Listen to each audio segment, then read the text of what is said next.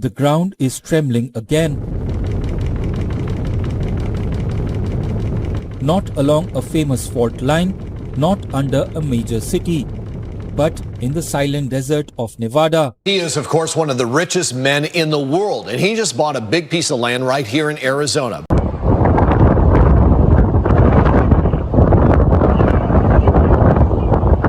I told you this was coming. A massive fire is now burning thousands of acres near a proposed smart city site in Arizona, a smart city owned by Bill Gates.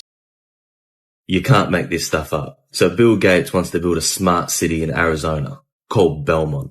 He's spent over $80 million buying 25,000 acres in an area west of Phoenix and west of Buckeye, along with other far-left billionaires, like the guy who owns Diapers.com. Coincidentally, now there's been an increased risk of wildfires in the areas surrounding the proposed sites. And you guessed it, now insurance companies are starting to cancel wildfire policies in the areas.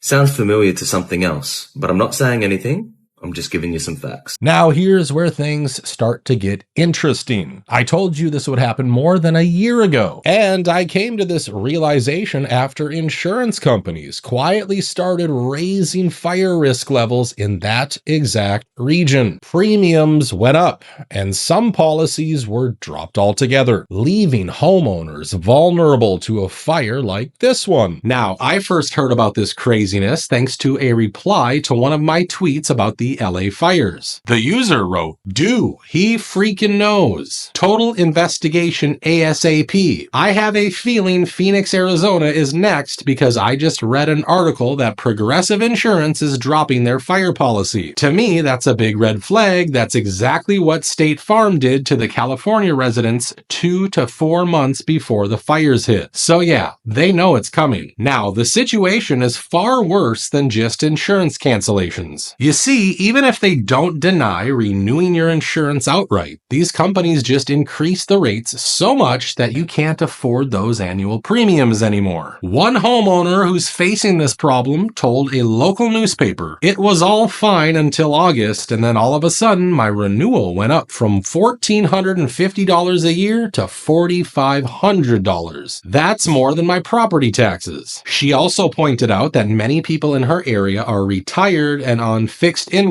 so they can't just pay $3,000 to $4,000 extra every year. And because of this, these communities are now vulnerable to another fire. So as much as I would hate to see yet another fire destroying healthy communities, I think it's going to happen again, and unless we make some noise, these insurance companies will create another gold rush for land grabbers. Now, moving on, let's talk about what the hell is going on at Area 51. A rare earthquake swarm just hit the area, and within 24 hours, at least 17 earthquakes were recorded. Now, here's where it gets very interesting. Experts are saying this is not normal for that specific location, and it gets even more suspicious when you look at the depth. All of these quakes were happening at around 2.5 miles below the surface. Well, in the span of 24 hours, there have been 17 earthquakes near Area 51. It started with a 4.4 magnitude quake just 2.5 miles underground.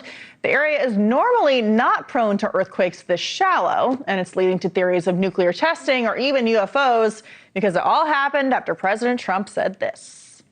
Do you have an update on the UFO files and what we're going to be seeing? Well, I think we're going to be releasing as much as we can in the near future. And if that wasn't enough already, this is now the second time in just 2 months that we're seeing unusual seismic activity near Area 51. And a series of earthquakes have raised alarms, but the tectonic plates may not be to blame here.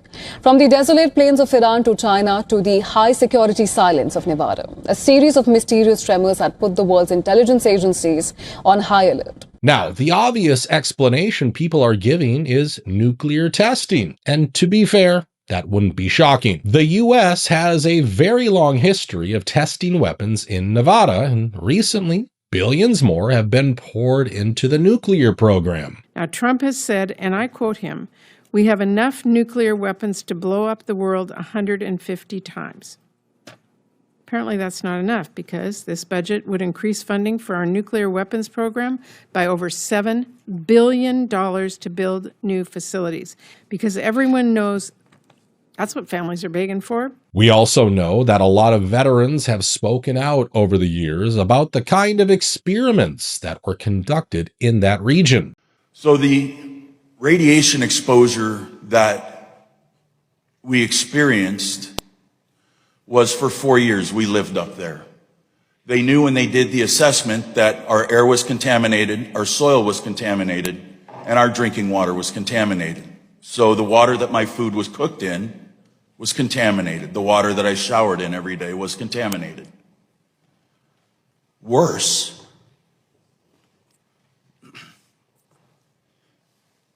is the fact that my wife had 3 miscarriages. One of the guys that I worked with, his wife had 7. We also know the U.S. government is creating all kinds of wacky weapons right now. Can you kind of clarify these reports of kamikaze dolphins that we've heard about? I haven't heard the kamikaze dolphin thing.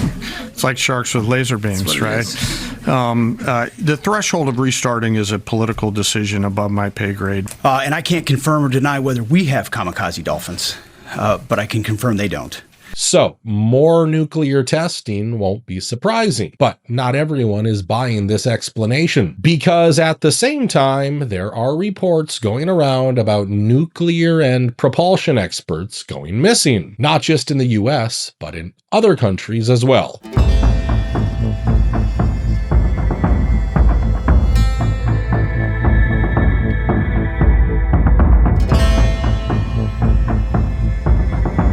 And when you line those two things up, it starts to raise a bigger question. Is something happening behind the scenes that we're not being told about? Some people believe there could be a quiet global race happening right now, and the people at the center of it are the world's top scientists. Of course, officials, including Donald Trump, are saying there's no connection. There's all these missing scientists who had access to classified material.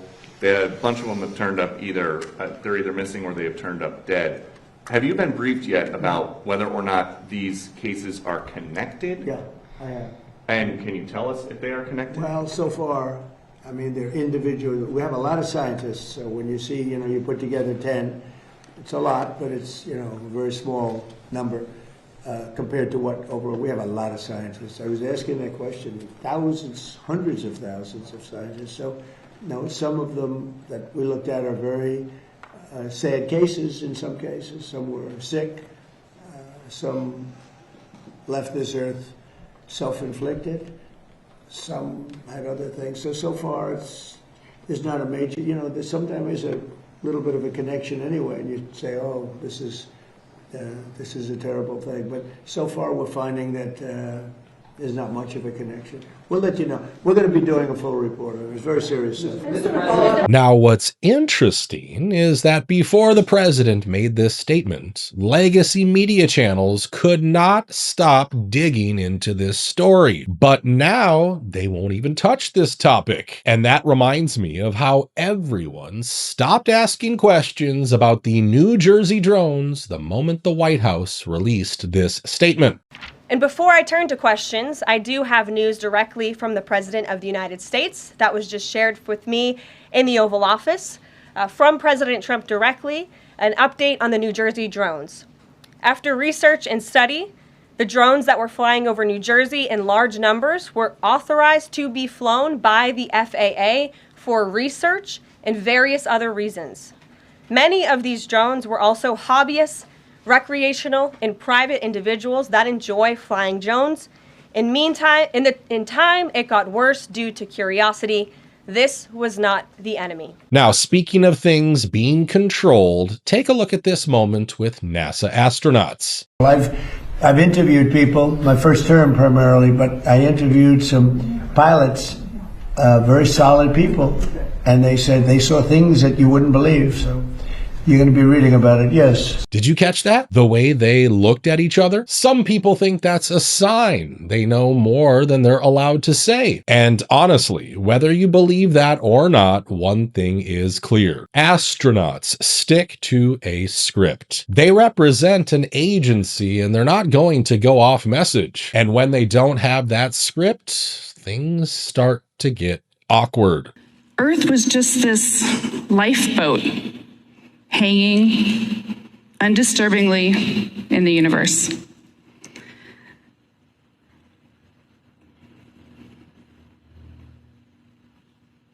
Uh-oh. So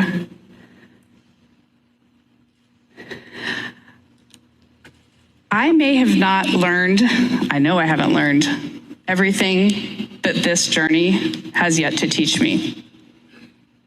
But there's one new thing I know, and that is planet Earth, you are a crew. Yeah. Thank you. Even their jokes and interviews feel rehearsed and fake. So you got some instruction how to take great pictures, right? Well, you know, lifetime selfies. All right, and you still are friends? I mean, yes. All right. Could you guys go back? I'm sorry. We are active astronauts. We could go back. Now, let's switch gears for a second, because while all of this was happening, something else important was going on. There was a big push to stop chemical companies from getting legal immunity in a new farm bill. Pretending this is normal. And let's be very clear. You cannot claim to care about health while protecting poison. You cannot tell Americans to eat real food while protecting the cancer-causing chemicals sprayed on it. One of the things in the Farm Bill, I'm still trying to get out of it, was successful in getting this out of prior bills, is immunity for a German company called Bayer that makes glyphosate. This is not to grant farmers immunity, this is to grant the corporation immunity if they give if farmers contract a form of cancer or non-Hodgkin's lymphoma from this chemical. If this makes it into the Farm Bill, you won't be able to sue for that. And I know they're dealing with some similar legislation at the state level.